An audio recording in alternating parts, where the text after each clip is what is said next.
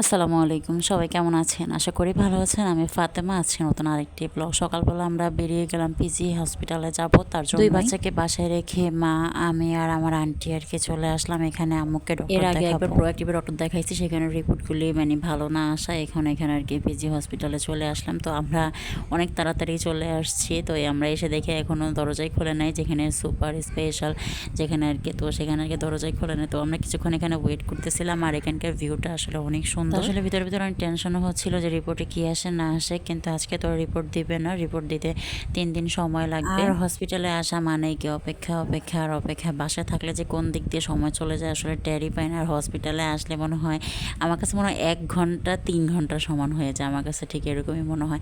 তো আমরা এখানে অনেক ওয়েট করতেছিলাম। তো ফাইনালি এখন ডক্টর চলে আসছে, আমরা এখানে আবার গিয়ে কিছুক্ষণ তাও বসে থাকতে হবে। আমার একটা ভাইয়া ছিল পরিচিত, উনি অ্যাকাউন্টিংয়ে ছিল।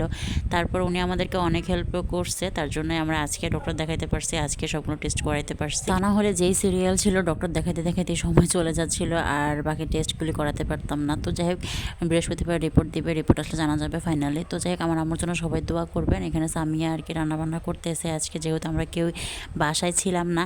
তো সামিয়াই সব কিছু করছে, আমার বাচ্চাদেরকেও সামিয়া দেখছে, সামিয়া আর কি খাওয়া দাওয়া সব কিছু করাইছে। তো এখানে রান্নাবান্না করতেছে। আর গ্যাসের যন্ত্রণার কথা কি বলবো, এটার তো আসলে এটার থেকে কোনো মুক্তি নেই। যাদের মধ্যে মানুষ লাইনের গ্যাস যাদের আছে তারাই আসলে এই প্রবলেমটা সাফার করে, যে গ্যাসের যন্ত্রণাটা যে কী। তো যে এখানে অনেক সুন্দর করে সব কিছু রান্নাবান্না করতেছে।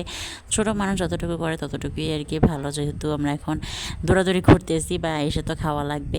তো গতকালকে আমি আবার জান্নাত আয়াদের জন্য এখানে 2টা বই নিয়ে আসছি, একটা ছোটোটা টেবিল নিয়ে আসছি। তো ভাবতেছি যে ওকে 2টা বই কিনে দিই, তো একটু বইগুলো দিয়ে খেলুক। এখন আর কী পড়বে, ওখান তো পড়ার এখনও বয়স হয় না, ওরা একটু খেলবে, জাস্ট দেখবে নানান রকম অ্যানিমেলস। তো যাই হোক, এখানে আমি একটা রং চা খাইতেছিলাম। শরীর এত পরিমাণে ব্যথা, আজকে সারাদিন এত দৌড়াদৌড়ি করা লাগছে।